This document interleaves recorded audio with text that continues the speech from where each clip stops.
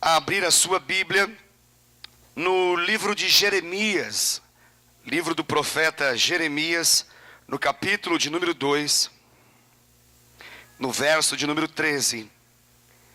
Jeremias, capítulo de número 2, verso de número 13.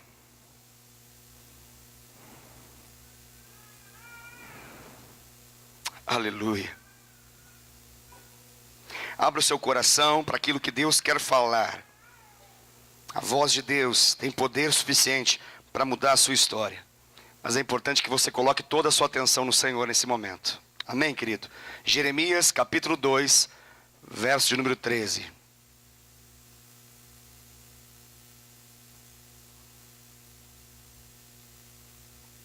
Glória a Deus.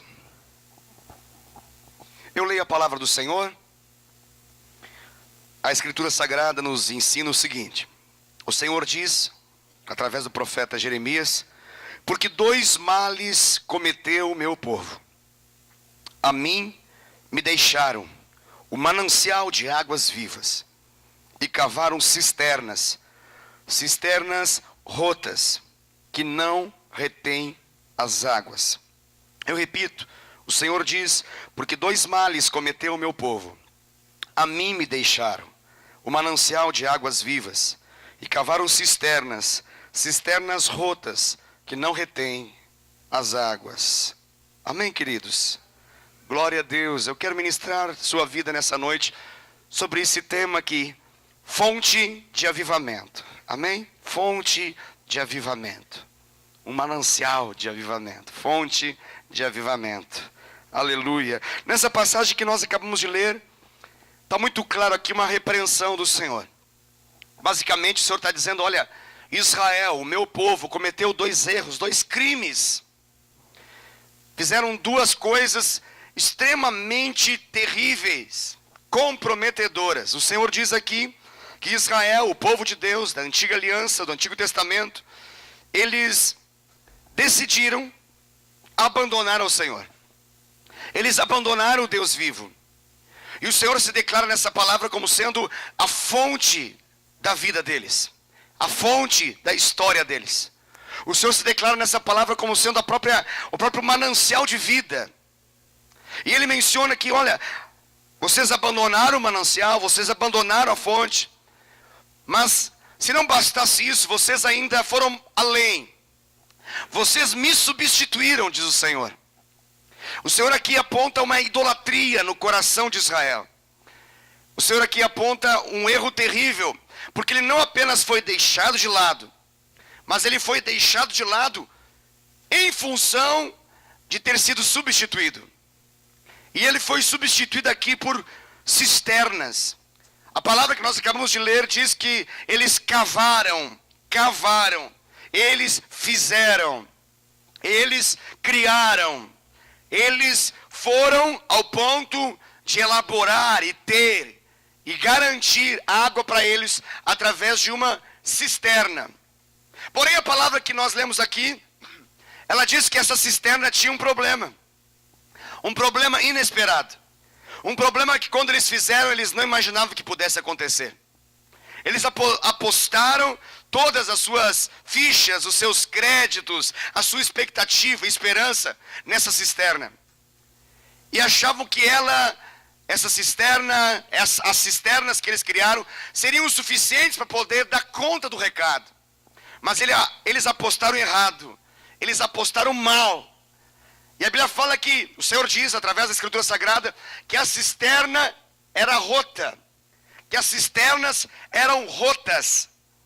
E essa palavra rota nada mais significa do que elas se despedaçavam, elas se destroçavam, elas se abriam, elas se mutilavam, elas se arruinavam, elas se quebravam. Tudo isso e muito mais significa elas se abriam no processo. E ao abrir no processo, essas fissuras comprometiam a subsistência deles, comprometiam o mantimento deles, a provisão deles. E eles agora estavam completamente a ver navios. Eles estavam agora numa condição deplorável, porque eles haviam abandonado a fonte. Eles haviam abandonado a fonte. Eles cavam cisternas. A água enche. Só que a fissura rompe. A fissura rompe com aquela cisterna. E a água preservada, a água estocada, ela acaba por ir embora. Essa palavra, eu acredito que ela faz muito sentido. E ela precisa ser ministrada diante de um momento que nós estamos vivendo, que nós, de fato, precisamos fazer uma escolha. E a escolha que o Senhor quer que nós façamos essa noite, basicamente é: nós vamos querer cisternas rotas, ou nós queremos uma fonte de avivamento constante? Nós vamos querer uma cisterna que se rompe em algum momento, e que não dá conta do recado, que não é capaz de garantir suprimento, subsistência, manutenção para a nossa vida por todos os dias, só dá conta de um pouco, só dá conta de um tempo, ou nós vamos querer de fato nos conectarmos a essa fonte de avivamento, porque nós estamos em ano de avivamento, nós estamos esse ano de 2019, que profeticamente para a Igreja Fonte Divina Indaiatuba é o ano do avivamento. O que nós vamos escolher, o Senhor nos diz. E eu quero, em nome de Jesus, que você possa, pelo menos até o final dessa mensagem, fazer uma escolha, que talvez você já tenha feito, mas que é importante que você renove essa escolha, que você reative a sua aliança, que você renove a sua aliança com Deus e declare talvez mais uma vez para Ele: Senhor, eu quero me conectar, eu quero depender somente, totalmente do Senhor, que é a fonte do meu avivamento pessoal, que é a fonte do meu avivamento, na minha família, na minha história, naquilo que tem alguma coisa a ver comigo. Amém, queridos? A cisterna que eles cavaram, a cisterna que eles criaram, a Bíblia deixa claro que em algum momento eles tinham água nessas cisternas. A gente só percebeu que a cisterna era rota, nós só percebemos que a cisterna tinha fissuras, na medida que a água, ao invés de se manter lá, ela se esvaziava. E ela se perdia. Então nós descobrimos justamente depois da tentativa que eles fizeram. E essa cisterna é, na verdade, um poço que se faz para poder armazenar água. E essa é uma figura de linguagem, é uma metáfora, é uma figura de linguagem que o Senhor está usando, aonde Deus basicamente está dizendo o seguinte para eles: olha, vocês me esqueceram, vocês se esqueceram de quem eu sou para vocês. Vocês se esqueceram de que eu sou a fonte de vocês, o manancial de vocês. Vocês se esqueceram e vocês viraram as costas para mim, é o que o Senhor está dizendo. Vocês viraram as costas para aquele que de fato é a solução dos seus problemas, aquele que de fato tem a garantia de sucesso para vocês, que quer fazer vocês bem-sucedidos, bem-aventurados, felizes, vitoriosos. O Senhor está mencionando aqui que ao fazer isso, eles basicamente deixaram de depender do Senhor e passaram a depender de algo que seu braço criou. Eles deixaram de depender do milagre, daquilo que Deus faz, para depender daquilo que eles faziam. A escolha aqui, e que Deus vai apontar como uma idolatria, não é uma idolatria que faz com que eles se curvem diante de um poste ídolo. Eles não vão diante de um totem e se curvam e reverenciam esse totem. Eles não vão diante de uma entidade espiritual personificada através de uma imagem de escultura, se dobram e se rendem e dizem que aquilo é Deus. Não, mas eles criam um Deus para si mesmo, com letra minúscula, e passam a depender e ter expectativa desse Deus, que aqui na figura de linguagem Deus chama de cisterna rota. Eles escolheram depender de um Deus criado por eles. Eles escolheram depender de algo que seu braço garantia. Eles fizeram a opção de não depender do sobrenatural, e eles fizeram a opção de depender do natural. Em tempos de avivamento, isso é muito importante nós ouvirmos. Eles fizeram a opção de depender do natural. E o Senhor fala: olha, eu sou o sobrenatural. Eu sou aquele que manifesta o impossível, o milagre, aquilo que vai além da lógica, além da razão, além da compreensão, que nem a melhor intenção humana é capaz de alcançar. Eu sou esse que faz. Quando o Senhor é perguntado por Moisés qual é o seu nome, a verdade é que Deus fala: olha, eu sou. Isso basta. Para toda a compreensão hebraica, para toda a compreensão de Israel, eles tinham o nome de Deus como aquele que se chamava Eu sou o que sou. E esse eu sou o que sou poderia ser traduzido também como eu sou aquilo que faço. Eu sou aquilo que você vê por meio daquilo que eu faço. É isso que está escrito de uma maneira mais explicativa na expressão que Deus se encarrega de dizer para Moisés, quando Moisés pergunta lá no alto da montanha: Deus, o que eu vou dizer do teu nome? E Deus fala: eu sou. Eu sou. E quando ele fala eu sou, ele está dizendo: olha, o resto não é. Se eu sou, todas as demais alternativas não são. Se eu sou, o resto deixou de ser. E se algum dia foi, é importante que diante dessa revelação você entenda: já não é mais. Por que não é mais? Porque toda experiência fora daquele que eu sou é uma ruína, é uma fissura, é um rasgo, que aquilo que você aposta, crê, confia, se escorre, se perde, não dá ganho algum. Veja bem, eu não estou falando que eles criaram uma nova religião. Eu não estou falando que eles transformaram aquilo que era o culto verdadeiro num culto pagão em si. Deus aqui está falando a respeito de um ídolo do coração. E aí isso tem a ver conosco. Porque nós não somos daqueles que tem um totem, um poste ídolo, ou uma escultura, uma imagem na qual nos curvamos e chamamos de Deus.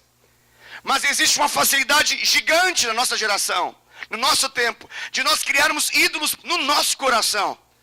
E aí precisa vir o Senhor através de um profeta e dizer: dois males cometeu o meu povo, não é outro povo, não é um povo alheio, não é o povo do diabo, não é o povo de Satanás, dos demônios, não. Deus fala: o meu povo cometeu dois males.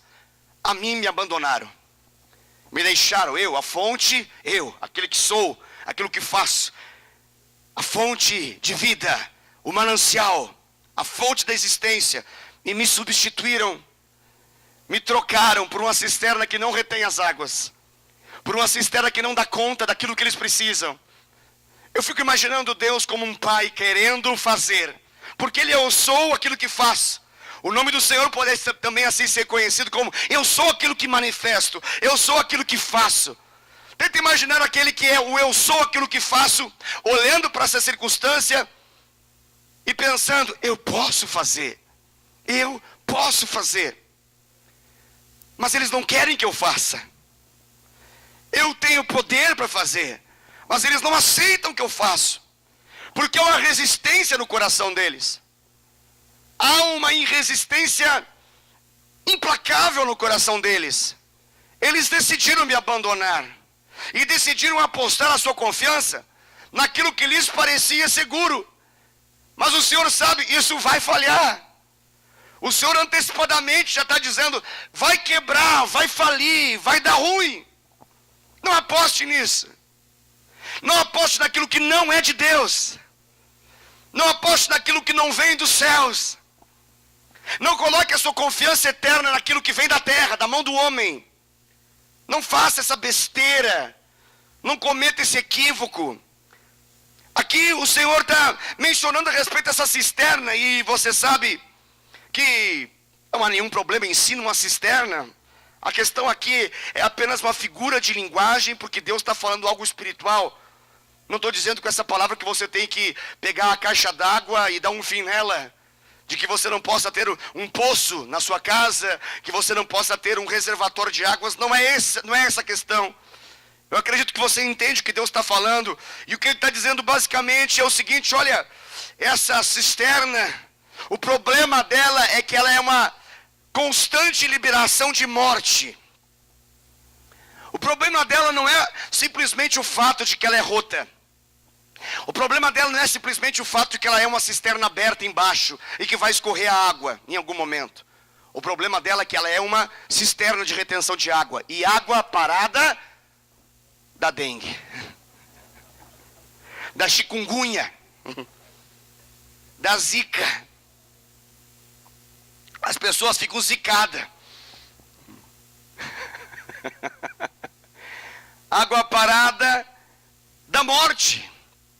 Por quê, pastor? Simples fato de que toda água parada, ela costuma se contaminar rapidamente por uma única realidade. Ela não possui oxigênio. Simples assim. A paralisia dela é uma garantia de que você não pode depender dela. Ela não faz bem. E já foi provado isso, que toda água, mesmo filtrada, vindo de cisterna, vindo de lagos fechados, de reservatórios, ela pode ser bebida. Porém, mesmo sendo purificada por filtros, ela não possui oxigênio. Pelo simples fato de que ela é parada. Ela está parada. E por não ter oxigênio, ela não tem vida em si. Ela não tem vida em si. Faça um teste. Pega uma piscina, encha d'água e deixa lá. Não faça mais nada. Vai produzir fungos, limo. Talvez até um ser estranho se produz nessa água. Talvez vai ter que chamar a NASA para descobrir aquele ser estranho que se criou. Cria perna, braço, cabeça, 2, 3, sei lá. Por quê? Porque tudo que ela produz são símbolos de morte. Não são símbolos de vida. Por uma única razão, não tem oxigênio nela. E é impressionante, mas sempre que o homem deixa Deus, sempre que o homem deixa Deus, é uma condição inquestionável. Esse homem, essa pessoa, esse ser humano, ele começa a fazer para si uma cisterna, baseada na sua força. Porque não depender da força do Senhor, obviamente, é declarar que vai depender da sua própria força. E aí você vai ver uma luta angustiante de alguém que faz tudo na força do seu braço, tentando dar certo, mas que ao final se frustra e se frustra muito. Por uma razão, ele foi marcado pela experiência da fonte. Era diferente se ele não tivesse sido marcado pela experiência da fonte. Mas uma vez que ele teve a revelação da fonte, nada mais importa na sua vida do que depender da fonte. E ele não pode depender da cisterna. Eu diria que ele vai ficar estragado para esse mundo se ele não depender da fonte. Amém? O pastor está falando subliminarmente? Pode ser. Aleluia. Aleluia. Por quê, pastor? Porque, veja bem, tenta imaginar que tanto de força que eles fizeram. A terra que eles estão trabalhando é uma terra dura. Essa terra dura, para você cavar uma cisterna, dá trabalho e muito trabalho. Eles precisaram cavar e muito, para poder, de acordo com aquilo que cavaram, colocar a água depois para dentro. Se trabalhar pouco, pouca água. Se trabalhar mais ou menos de água. Se trabalhar muito, muita água. Esse era o pensamento lógico. Então eles declararam para si mesmos, vão trabalhar muito. Vão fazer uma cisterna que Israel nunca viu. E essa cisterna vai ser para nós suprimento, para nós vai ser garantia de subsistência. E o que acontece? Eles acabaram deixando da dependência do Senhor. E quando nós deixamos da direção de Deus, nós passamos a depender das nossas próprias forças, e isso é evidentemente extremamente cansativo. Extremamente cansativo. Um dos modos de você perceber alguém que está dependendo da sua própria força, em comparação com alguém que está dependendo de Deus, é uma coisinha chamada cansaço. Cansaço. Um cansaço que não para nem depois que você dorme. Um cansaço que não para nem depois que você tem um tempo de lazer. Um cansaço que permanece porque está dependendo da cisterna, não está dependendo da fonte. Depender da fonte é depender do sobrenatural, é depender daquilo que Deus dá. Depender da cisterna é depender daquilo que a força do braço constrói, daquilo que nós fazemos, em detrimento daquilo que o Senhor faz. E isso é importante nós entendermos, para que nós não tenhamos uma vida cansativa. Uma das razões que eu deveria perguntar para esse texto é por que eles fizeram esse negócio. E a resposta é simples. Eles fizeram a cisterna por causa que eles tinham medo. Medo de faltar. Medo da fonte acabar. Bobinhos demais eles, não? Ó inocentes que eles são. Como é que eles pensaram tamanha bobagem? Como é que eles chegaram a uma conclusão tão ridícula de achar que a fonte iria parar, se a fonte é o próprio Deus que nunca para? Aquele que era, que é e que sempre será o mesmo. Aquele que não tem variação de mudança, não tem sombra de variação alguma, de alteração. Ele sempre é o mesmo em cada geração, em cada momento, em cada período da história. Para cada pessoa, Ele é. Ele é. E quando perguntado quem Ele era, Ele falou, eu sou. Eu sou. Isso é tão forte que quando Jesus surge, quando Deus decide vir a esse mundo para manifestar salvação a nós, o Senhor surge e após assumir o seu ministério, o que Ele fala? Ele diz, eu sou. E aí começam os problemas da vida dele. Para cada eu sou que ele declara, os problemas aconteciam. E ele tinha que sair de alguns lugares em função de que não era chegado o tempo ainda da sua morte. Ele tinha que, após a declaração, mudar de lugar e falar que eu sou novamente para outras pessoas, para que a perseguição não fosse tamanha, que fosse abreviado o tempo daquele que era o tempo perfeito em Deus, para que ele pudesse morrer na cruz.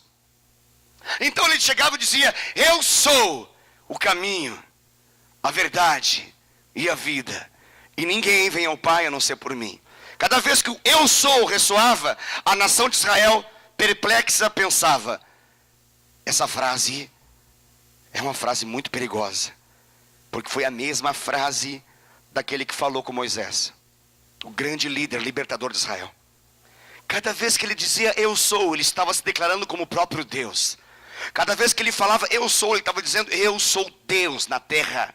Eu sou Deus Emanuel, Deus conosco. Ele é o Deus que estava com aquele povo, o Deus que se manifestou, e eles sabiam do perigo disso. A perseguição não estava por outra razão. A perseguição sobre Jesus, que vai levá-lo à morte, é por uma única razão. Ele se autodeclarava Deus. E aqueles que o seguiam diziam, tu és o filho do Deus vivo. E dizer que ele era o filho do Deus vivo não era menosprezá-lo, diminuí-lo, desvalorizá-lo, mas era dizer, você é da mesma essência de Deus. E isso fazia com que o perigo se manifestasse. E Jesus, sabendo que não era o tempo apropriado, ele então ia para outra direção, com vistas a aumentar e influenciar e tocar mais e mais vidas. Mas por que eu estou falando tudo isso? Porque a razão pela qual esse povo fez o que fez é porque eles tinham desconfiança. Deixa eu falar isso para você. Eles desconfiavam de Deus. Eles desconfiavam que a fonte não era suficiente para aquilo que eles podiam fazer. Por quê, pastor? Porque depender da fonte gera a necessidade de você se movimentar na direção dela. E isso algumas pessoas não querem fazer. Elas preferem fazer um esforço para baixo, fruto de cavar na terra, mais próximo da sua casa, do que ir todo santo dia até a fonte buscar água para beber, para se alimentar, preparar suas refeições e até mesmo se banhar. Tenta imaginar o deslocamento que existia, sair de casa todos os dias, para ir até a fonte de águas vivas, até o manancial. E lá eles enchiam, e então não existia todo esse sistema, todos esses mecanismos hoje tão fáceis que chega, você apenas abre a torneira e sai água, você aperta um botão, às vezes na sua casa, é eletrônico talvez, ou então você gira ali, aquela manopla, aquele registro, e de repente a água surge e quente em cima de você no seu banho. Que fantástico. Nem sempre foi assim. Nós estamos séculos de distância e esse povo tinha que se deslocar até a fonte. Eles pensaram, olha que coisa genial de pensar, olha que coisa matematicamente perfeita. Eles pensaram, daqui de casa até o lugar onde nós precisamos pegar água dá 2 quilômetros. É 2 para ir, 2 para voltar. 4 quilômetros. Se acabar a água, tem que ir de novo. 8 quilômetros. 8 quilômetros. Vamos fazer filho para nos ajudar mais. É o princípio da família. Balde na mão das crianças. Aqueles que já conseguem carregar um pouquinho o balde, traz junto. Por quê? Porque é cansativo esse processo. Talvez aqui exista alguém de um tempo ou de um lugar, nesse Brasil varonil, que você tenha vivido essa experiência de ir até o lugar onde existia a fonte para poder pegar a água. Aí eles pensaram, não, isso não. Esse negócio não está bom. Ninguém disse para eles, não faça isso porque não tem vida naquilo que você está pensando. Mas eles não pensaram por esse caminho. Eles pensaram, é mais fácil, é mais cômodo, é mais tranquilo, dá menos trabalho. A gente vai ter muito trabalho numa tacada só, mas depois a gente desfruta do nosso trabalho. Vamos fazer aqui no quintal. Aqui no quintal é um bom lugar. Olha que beleza. Então foram lá para o quintal, paz nas mãos, e bateram com força. Passaram não sei quantos dias lá fazendo uma cisterna, pensando, agora sim,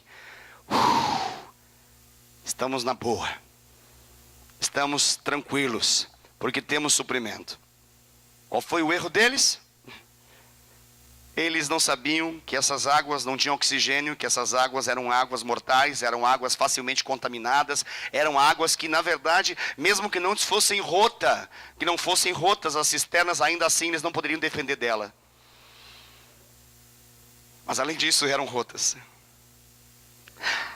Essa história, ela para mim ela é muito importante, porque eu fico imaginando que o princípio que está por trás da criação da cisterna é um princípio fácil de acontecer dentro do nosso coração. E se estiver acontecendo, a gente precisa urgentemente parar um pouquinho e falar, sai daí, em nome de Jesus. Fala, sai daí. Quem está aí dentro? Vai falar, desconfiança. Fala, desconfiança, sai em nome de Jesus. Eu posso fazer isso? Sim. Analise seu coração. Quem está aí? Medo. Fala, medo está aí, é? Sai medo em nome de Jesus. Você não manifestar assim, pastor. Às vezes assim. Você vai conversar e falar, desconfiança. Medo. Às vezes não faz, vou te matar. Não, às vezes não faz nada disso. Mas está lá. Está lá. E pelo fato de estar lá dentro, compromete a nossa existência. Porque desconfiar do Senhor, ou ter medo dele, vai sempre nos levar a criar alguma alternativa que não é a dele. Desde Adão e Eva é assim. Eles saem da presença, primeira coisa que eles fazem, abre uma loja de lingerie, surge uma cueca na história, surge uma calcinha, sutiã. Tudo isso, pastor, surgiu lá atrás. Você achava que era agora que está vendendo esse negócio, né? Foi agora, esses anos aí. Não, lá atrás. E olha a criatividade do ser humano. Foi lá, pegou das árvores, tirou as folhas, preparou. Tu trabalha esse negócio para poder tapar a sua nudez, que estava exposta. Eles se envergonhavam daquilo que tinham feito. Eles já não tinham a pureza, já não tinham a santidade. Era assustadora essa realidade. E quando Deus chega com tangue e tudo na história, com tanguinhas e tudo, aonde eles estão? Com medo de Deus atrás de uma árvore. Deus fala, Adão! Não fala que eu estou aqui, não fala. A mulher deve ter falado alguma coisa. Para, Adão. Tá aí, Adão! Esse pastor é brincadeira. Não é possível esse pastor. Eu apenas aqui fazendo um pensamento alto, né? Obviamente Deus sabia que eles estavam lá. Isso é apenas para a gente descontrair um pouquinho. Obviamente Deus sabia que eles estavam lá. E por que eles estavam lá? Por que eles estavam lá? Porque eles tinham medo. O medo foi inaugurado quando? Depois da queda. Quando nós saímos da presença do Senhor e da dependência do Senhor, nosso coração se enche de medo. E nós começamos a depender de todas as coisas que nos parecem seguras, próximas de nós, que geram algum nível de conforto o suficiente para que a gente possa dizer, aqui está bom, aqui está legal, está suave, está favorável, está tranquilo, vamos ficar nessa. Aí chega Deus e fala, 2 males cometeu o meu povo. Aí chega Deus e fala que eles não deveriam fazer isso. O triste disso tudo, queridos, deixa eu falar uma coisa aqui que é muito importante você ouvir. Sabe a coisa mais triste dessa história? É que o povo que abandonou o Senhor é um povo que tinha conhecimento do que Deus podia fazer. Não era um povo desconhecedor do que era o resultado da dependência de Deus. Isso é muito importante, você abrir seu coração para essa palavra que eu vou falar agora. O povo que estava ali era um povo que sabia dos grandes feitos de Deus. O povo da geração do profeta Jeremias é o povo que foi ensinado de que Deus abre mar vermelho, de que Deus pode fazer codornizes surgir do nada, de que Deus pode fazer pão cair do céu, o maná cair do céu. É um Deus que pode fazer a água brotar da rocha. É um Deus que pode fazer eles andarem no sol causticante do deserto de dia, protegidos por um ar-condicionado antes de ser criado, que Deus decidiu chamar, ou talvez já era considerado desde aquela época, que o povo não entendeu e chamou de coluna de nuvem, e uma coluna de fogo à noite. Olha que loucura! Para poder aquecer no frio terrível que o deserto fica, porque é dos extremos.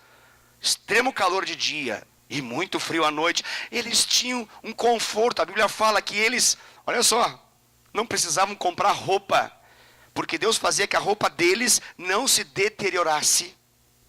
Isso é um absurdo. Um povo que está se deslocando. O seu pastor canta 2 músicas aqui e se desintegra. Esse povo se deslocava no deserto e a roupa não se deteriorava, não se destruía. Eu fico imaginando esse negócio.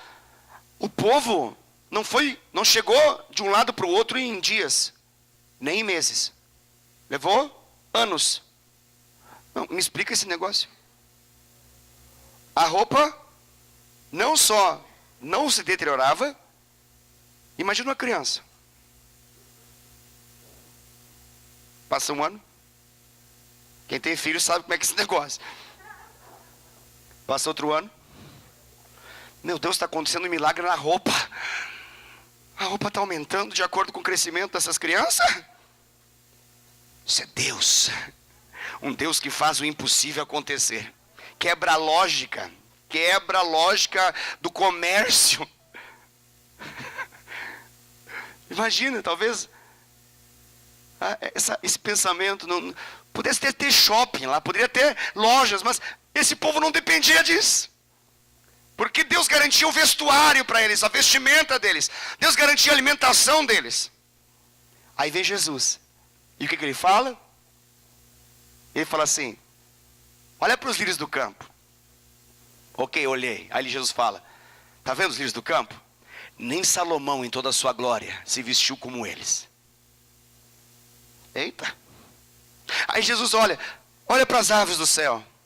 Eles olharam. Não trabalham, não fiam, não tecem, não ajuntam em celeiros aquilo que fazem. Contudo, meu Pai do céu cuida deles. Aí Jesus fala: olha, se o Papai do céu cuida da árvore, da ave dos céus, se cuida do lírio do campo, não pode cuidar da sua vida? Não pode cuidar da minha vida? Aí Jesus diz: olha, buscai, Mateus 6,33, buscai, pois, em primeiro lugar, o quê? O reino de Deus e a sua justiça. E todas, quais? A pergunta é quais? Todas essas coisas. Quais coisas, pastor? Uma Ferrari, um Porsche, um Audi, uma Cherokee. É isso que está falando ali? Não. Ele está falando de quê? De vestimenta, de alimento, de provisão. Não vai faltar. Não vai faltar. Meu Deus. Eu sou uma pessoa marcada por milagres na vida. Milagres de provisão. De naturalmente você dizer não tem. Você abrir a porta e olhar e está tudo ali na frente. Comida das mais variáveis. E você não sabe dizer se foi uma pessoa ou se foi um anjo que entregou aquilo lá. Eu não sei até hoje, vou morrer sem saber. Mas estava lá. De você não ter e você abrir uma vez, 2 vezes, 3 vezes, 4 vezes, 5 vezes. Quem me conhece sabe o quanto de leite que eu já tomei nessa vida. Já devo ter matado algumas vacas de tanto tomar leite na vida. Algumas vacas já foram sacrificadas, coitadas, de tanto leite que já tomei nessa história. E de você abrir o mesmo leite, tomá-lo, depois voltar, botar o copo, tomá-lo, abre o copo, toma de novo e toma. Aí um dia você, meu Deus, eu estou abrindo o mesmo negócio da mesma. Não botei lá. Não tenho dinheiro para colocar lá. Sabe esse negócio? Sabe esse negócio de você tá tendo experiência com Deus? Aí tem um elemento importante na sua vida que ele começa a acusar no carro assim, ó.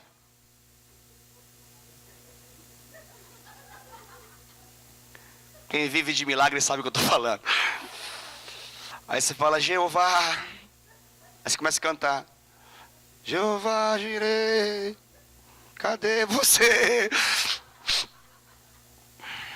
Aí você fala, não vai dar. Eu sei quanto dá. Não vai dar, não vai dar. Aí daqui a pouco você se esquece. E quando você vai perceber, fala, deu. Não, deu. Mas como que deu? Eu não sei. Eu não sei dizer. Não me pergunte como é que dá. Eu não sei dizer como dá, eu sei que dá. Ah, pastor, então eu vou ficar nesse negócio, nem vou mais encher. Não, calma. Vai trabalhar em nome de Jesus.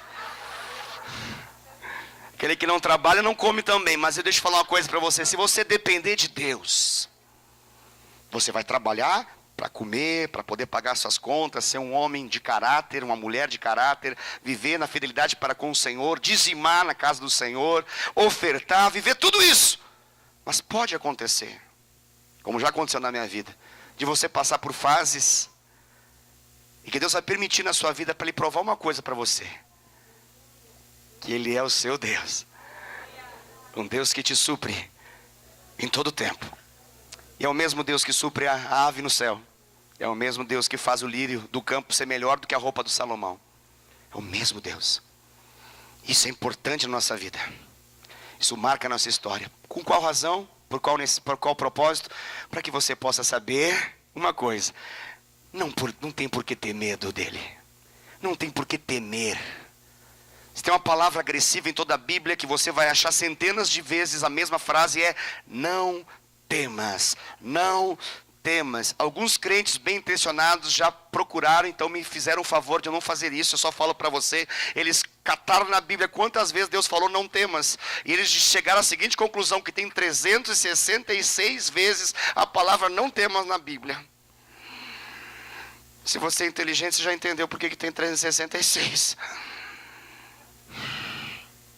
Mas quantos dias tem um ano? É 365, mas a cada 4 tem mais um. Que é para você não esquecer nesse ano de que tem um não temas da parte de Deus para você também. O pastor já fez esse cálculo? Eu não fiz, já fizeram por mim, eu só estou falando para você. E para você saber que tem um não temas da parte de Deus para todo dia. Para que isso serve? Para você não fazer cisterna. Para você não fazer cisterna. Ah, pastor, mas não vou ter nada da vida. Não, você vai ter tudo aquilo que Deus te dá. E só o que Deus te dá é bom. O que o diabo te dá, o que o mundo te dá, o que a sua carne cria, é ruim, que dói, joga fora. Nem dá para ninguém, que senão não presta, amaldiçoa pessoas. Não, quebra, destrói, arrebenta. Não é bom, não é bom. Comece a perguntar na sua vida o que tem de Deus na minha história e o que não tem. Aquilo que o Espírito Santo fala que não é dele na sua vida, declare no seu coração, eu não preciso disso, isso vai arruinar a minha experiência com Deus, isso é uma cisterna rota na minha vida, eu não quero isso. Amém? Glória a Deus. A gente se empolga, né, irmãos? Meu Deus do céu. A gente se empolga na pregação, né? Deus é bom demais, Deus é bom demais.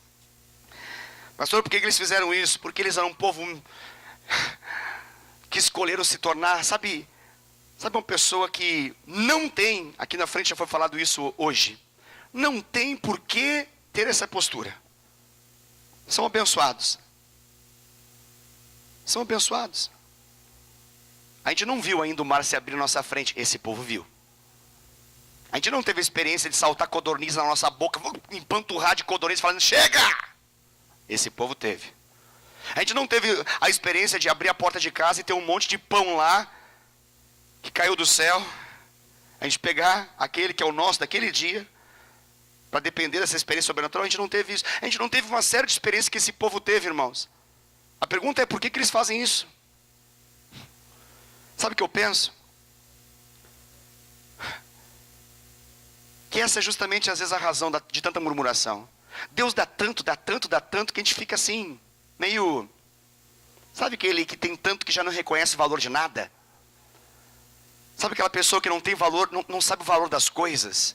Porque tudo que tem é tão fácil de ter, que ele não entende o valor que aquilo custa. Aí o que Deus faz? Aí Deus permite um tempo de escassez. Porque Deus é mau? Não, não é porque Deus é bom. É porque Deus quer punir? Não, é porque Deus quer salvar. É porque Deus quer amaldiçoar? Não, é porque Deus quer abençoar e salvar de fato, libertar dessa ideia errada. Para quê? Para que você possa saber o valor de cada coisa daquilo que Deus te dá. Para que você possa expressar gratidão ao Senhor. Gratidão ao Senhor. Deixa eu perguntar para você, você tem agradecido por tudo que Ele te dá? Ah, eu acho que não. Então comece a agradecer. Ele é fonte de vida para você. Ele é fonte de vida para você. Às vezes a gente fica muito deslumbrado com a cisterna que a gente cria. A gente fala, nossa, deixa eu mostrar. Olha, vem cá, olha essa cisterna que eu fiz. Olha que coisa linda. Olha, tem tantos metros de profundidade, largura, altura. A gente sabe tudo falar da cisterna que a gente criou. Mas da fonte que Deus dá, a gente, é a fonte, é a fonte. Um trabalho lascado todo dia, tem que orar, jejuar, ter comunhão. Ai, é muito tempo esse negócio. É 2 quilômetros para ir, 2 para voltar. Só de pensar já dou suor aqui. 4 quilômetros. Se for 2 vezes ao dia são 8. Ai, esse negócio chorar, jejuar, ter práticas de disciplina espiritual, dá um trabalho lascado. Ai, tá tão gostoso olhar para essa cisterna aqui que eu fiz. Até que um dia aquela cisterna começa a romper e tudo que você investiu começa a dar errado.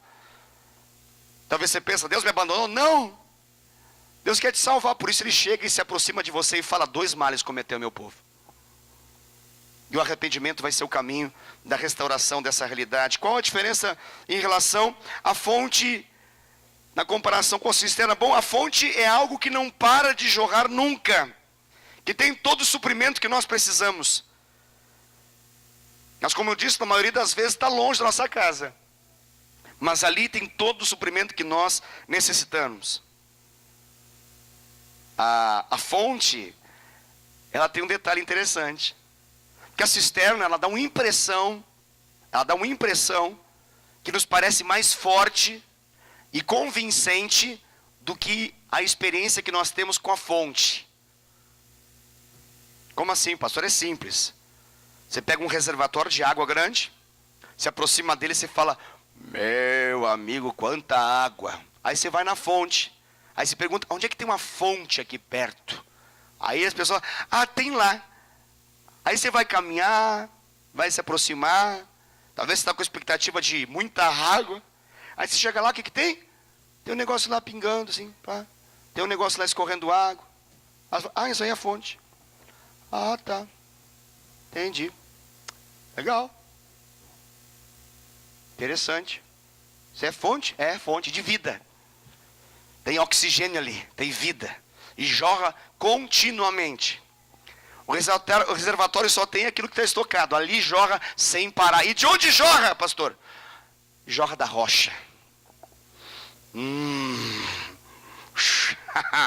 Nessa hora você já dá aquele rugido por dentro, porque o leão se manifesta quando a gente pega a veia profética, né?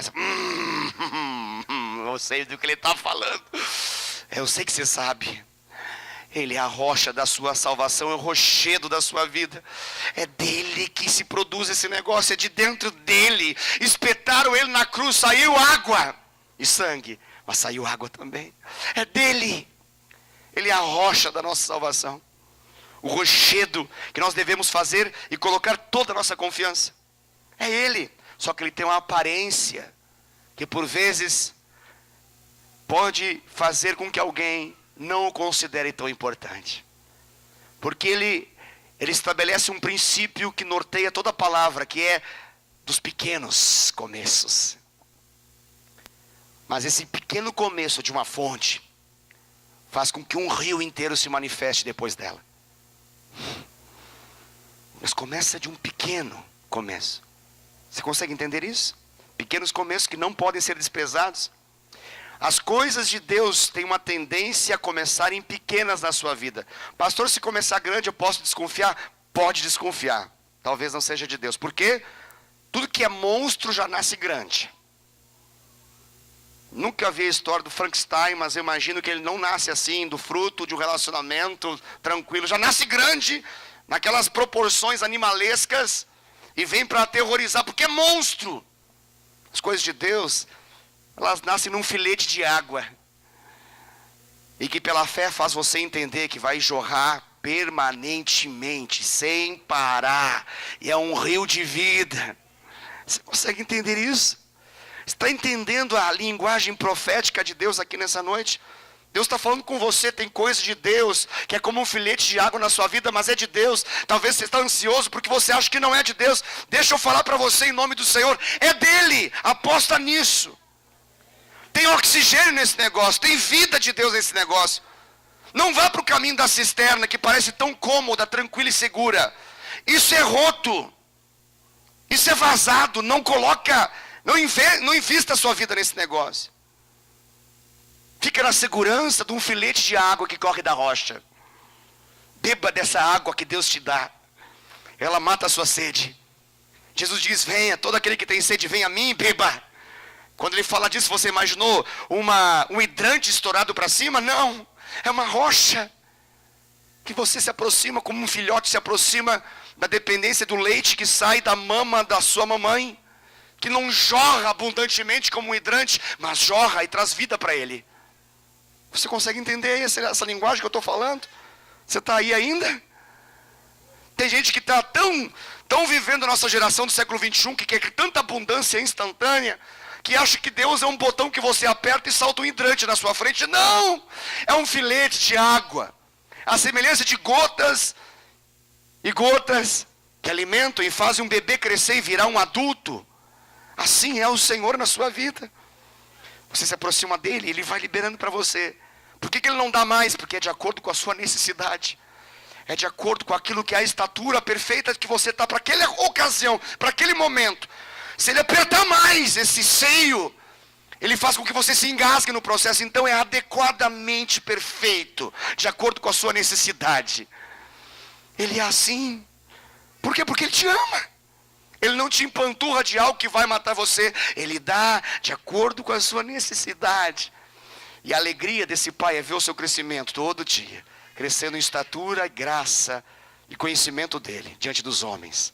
Todo dia. Amém, queridos? Papai está aqui nesse lugar. Ele está aqui. Ele está nesse lugar.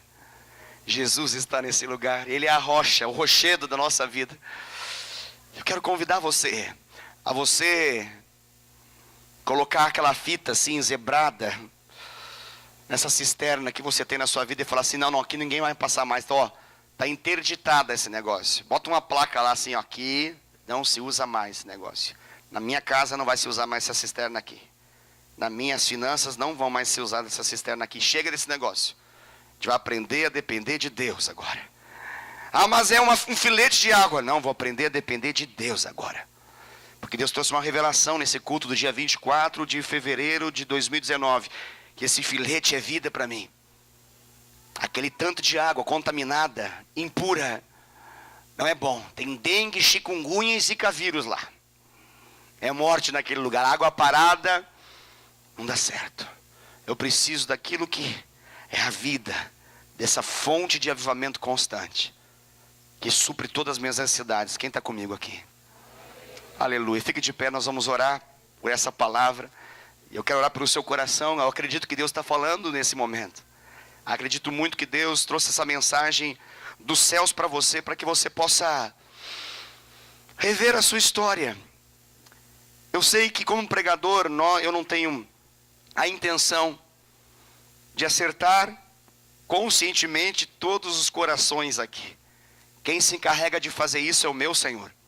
Eu libero uma palavra, e dessa palavra, eles fazem com que essa palavra crie vida, e seja especial e específica para cada um de vocês que estão aqui. E eu sei que você está aqui não à toa.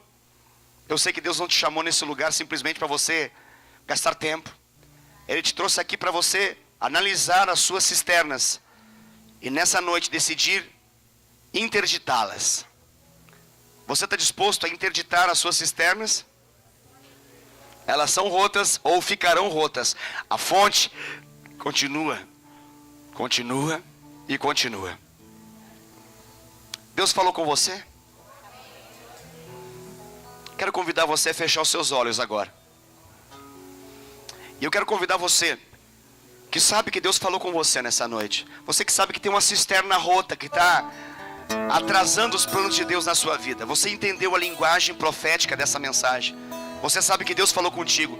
Eu quero convidar você a você se expressar ao seu Senhor nesse momento. Não para mim. Não fique preocupado comigo nessa hora. O que eu quero é que você responda aquilo que Deus falou. Eu quero fazer um pedido para você. Um pedido.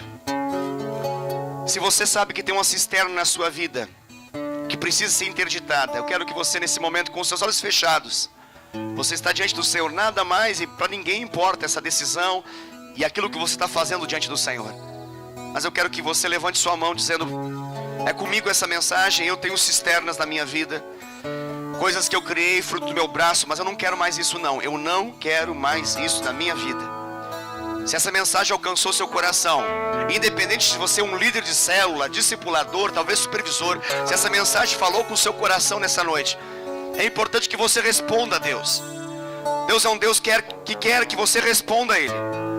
Eu repito, se Deus falou com você, e você ainda até a data de hoje, até o dia 24, é isso? É 24 de fevereiro de 2019. Se você tem cisternas na sua vida que você não quer mais, porque você quer aprender ou reaprender a depender da fonte que é o Senhor, então levante sua mão que eu quero orar com você nesse momento, em nome de Jesus.